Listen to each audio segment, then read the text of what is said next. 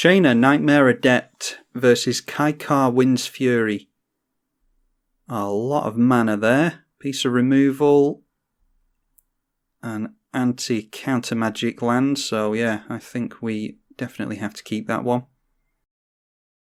Alright, so we'll just start things off with a tap land. Let's go for the Bloodstained Mire Cracked. Then we can skip through our opponent's turn. No need to go for the Mana Crypt first thing because we're not going to make use of the mana, so we just risk bolting ourselves. Sometimes you want to run out the Crypt anyway, even if you're not going to use it, because you might be worried in a C EDH build, for instance, you might be worried about Force Spikes and Spell Pierces, Thought Seize and things like that, discard effects.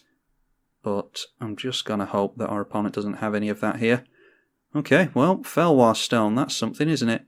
So we're on the fast mana game, apparently. I think going for Bedevil onto Fellwar Stone would be pretty good, but we're only going to give them access to red. So they still need white as far as we can see here. Let's go Mana Crypt, and we'll actually drop that Solemn, I think. Or do we want our commander? No, I think we're okay with Solemn. Let's just progress our mana, seeing as how we're apparently playing a game in which we have to get as much mana out as fast as possible. And then there's nothing to stop us going in for the Bedevil onto Fellwar Stone. Alright, so they're just missing the white mana still. They've got blue and red in their lands, and there is a Dak Faden. Oh, and surprisingly, they steal the Solemn. That's curious. That's actually pretty good because we go for... Yeah, if we draw into another creature here, we could go in for Chainer, and then we could victimize a couple of creatures out of our library, or out of the graveyard, I should say, by sacrificing the Solemn. We're a couple of turns away from doing that, and I doubt our opponent was playing around that, but let's go for Cavern of Souls.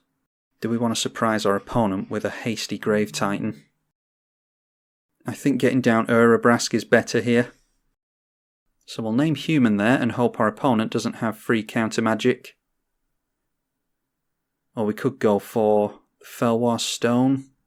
Does our opponent get into a land? I mean, even if they do get into a land next turn, if they don't have the Fellwar Stone, then they can't go for their commander. I think we just have to go for the Bedevil here. We'll point that at the Fellwar Stone. And it's a -2 on Dak Faden, so they can't steal the Mana Crypt this turn. They can do it the turn after, though, assuming they plus here, which no doubt they will. Now, they might swing in with the Solemn. They shouldn't, because our commander comes in and gives itself haste, but our opponent might not realise that. They haven't made a land yet. Well, they had a white land in hand, so they could have gone for the commander this turn. Don't know if it was right to go for the Bedevil there. I think perhaps we should have gone for Urabrask and forced them to chump with the Solemn Simulacrum, but Dak Faden stays in play either way, because they would get down Kykar this turn. And they are swinging in. Well, that's really good. Maybe they don't know that Chainer comes down with haste. But we've got Urabrask anyway, which I think I'm going to go for over our Chainer. And there's an Ogre Battle Driver, which is really good with Grave Titan. Might be worth... Yeah, it might be worth getting rid of these two and going for a Victimize to get them both out at the same time. Pile on a hell of a lot of damage with Ogre Battle Driver and the Grave Titan in play at the same time. Now, does our opponent have counter magic? I don't think so. So let's go for the Urabrask.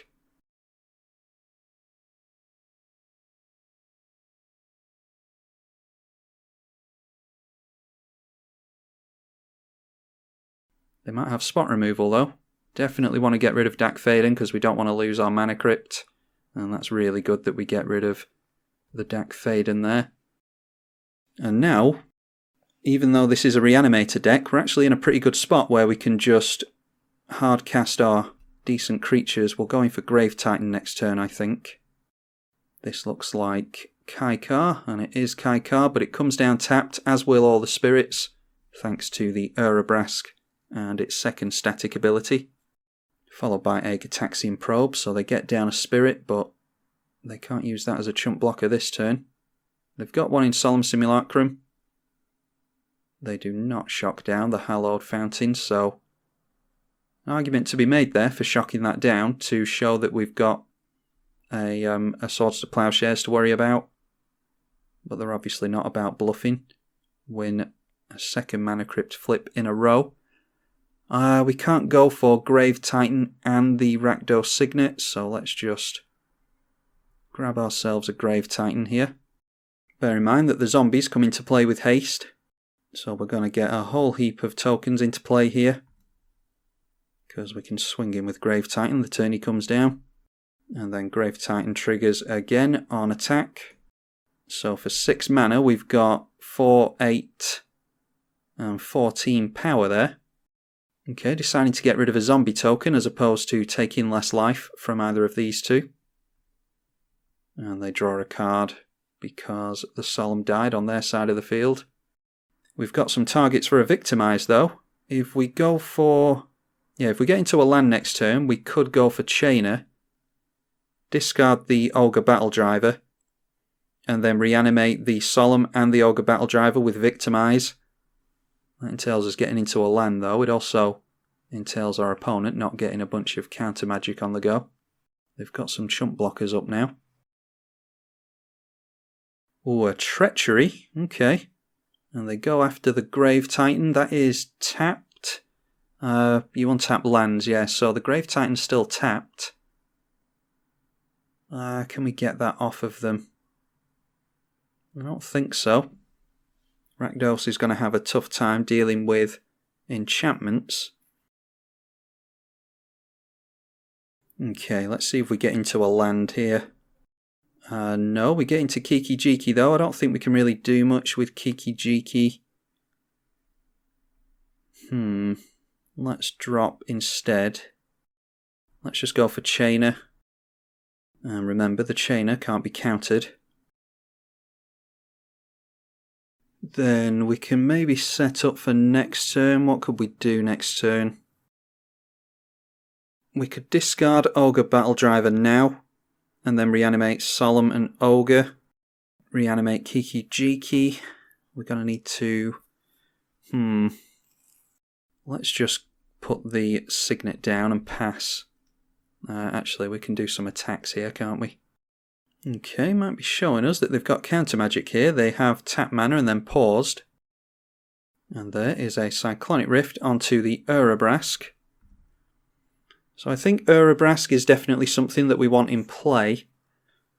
So it might be worth discarding it with Chainer, ready for next turn. Our opponent might have us here. Yeah, getting rid of that Grave Titan's really good. And they're going to have even more tokens out next turn. I think we might be in board wipe territory. Let's discard. Yeah, we'll discard the Urabrask and then pass the turn like that. We can only discard 1 card a turn with this, so I have to think about what we want to do a few turns in advance. Let's swing in with everything to pile on damage. If our opponent blocks with Kykar, it's not the worst thing. They can trade commanders with us here. Alright, deciding to keep their Kykar. I assume they would. So we just get 4 points of damage through there and get rid of a spirit from them. Trade a spirit for our zombie. Oh, then a mystical tutor as well. Yeah, that feels pretty bad. Our opponent's just gotten into better cards than us, I think.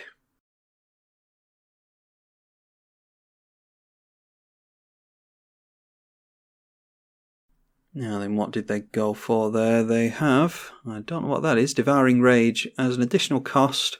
Sack any number of spirits and a target creature. Alright, so they're going for like a Voltron commander damage type effect there. Can we do this during our opponent's turn? It's once each turn, that's noteworthy, so we could discard the Ogre Battle Driver. We've got 4 mana next turn, so we can actually cast Ogre Battle Driver and Victimize if we want to. And then reanimate a couple of other things. So I think discarding the Kiki-Jiki is the thing to go for. Okay, they get another spirit. I'll be intrigued to see if they swing in or not here. They've got all the red mana they need. They can sacrifice spirits, and they've got that mountain, of course. They do swing in with the Grave Titan, getting themselves some zombie tokens. And we take a hit for 6. Now at the end of the turn, let's discard the Kiki-Jiki. That would have been really good with a Grave Titan in play. Okay, another land in Dragon Skull Summit. Let's drop that. There's not really anything we can do here. We just haven't drawn anything too great. Not as good as a Treachery anyway. So we go like that, like that. We go for the Ogre Battle Driver. Then we go for a Victimize. And we want Kiki-Jiki. And we want... what do we want? Do we want the Solemn? Do you sacrifice? Sacrifice, yeah, so that would trigger the Solemn. And the things are going to come in with haste thanks to the Chainer. But having our opponent's tokens come into play tapped is really good. Yeah, I think we have to go for Urabrask here. Sacrifice a zombie to complete the casting of Victimize. Ogre Battle Driver gives things +2/+0 and haste when they enter. And Chainer gives them haste as well. Oh, but the enter tapped with Victimize. Oh, I forgot all about that. Okay, well, that's us done then, most likely.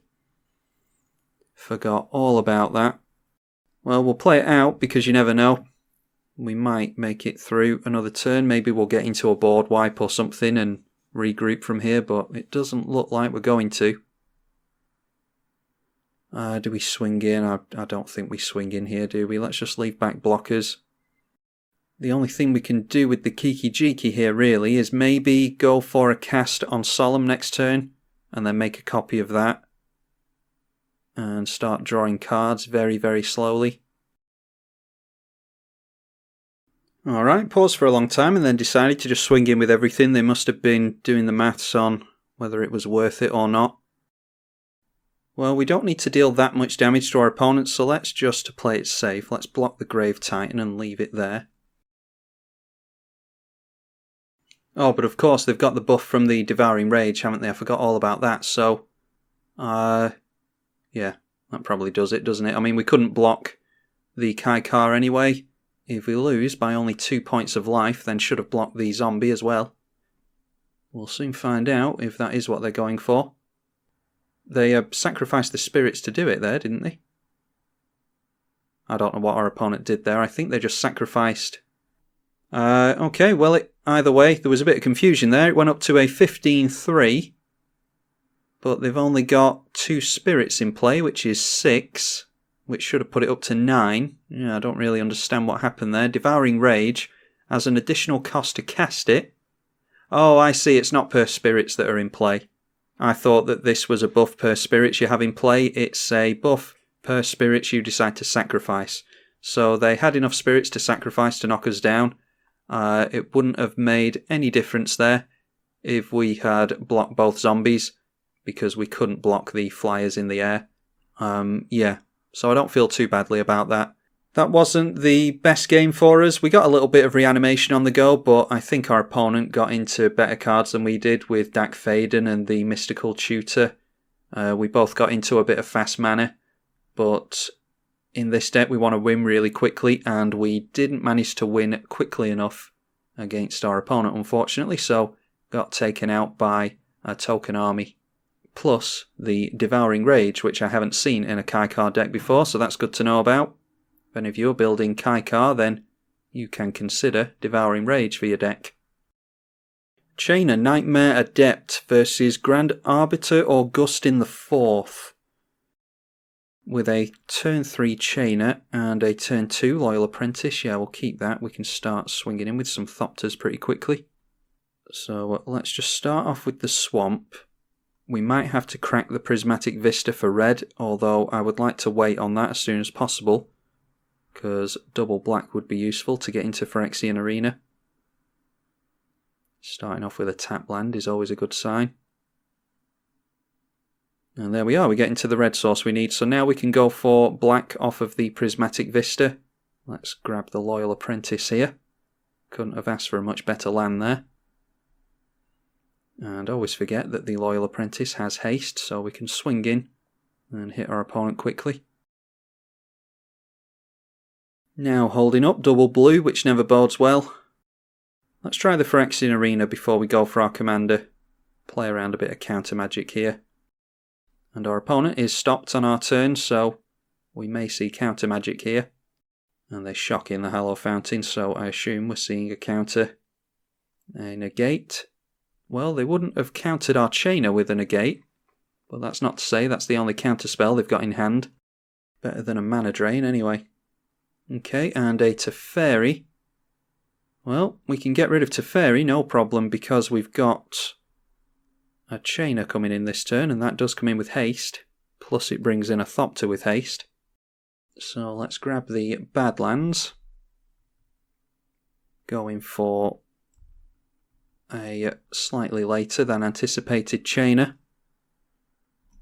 Gives himself haste because he didn't enter from our hand. And then because we control our commander, we get a Thopter as well. So we go Teferi, Teferi, and our opponent's face. And that makes short work of Teferi. Don't really want to do anything on our opponent's turn all that often, but it's just better to have that thing out of play. Ghostly Prison is a big problem. Yeah, that's a bad one. We want to swing in with as many creatures as possible, so we'll need 4 mana. Yeah, let's just drop the Ancient Tomb. We want to try and deal as much damage as we possibly can.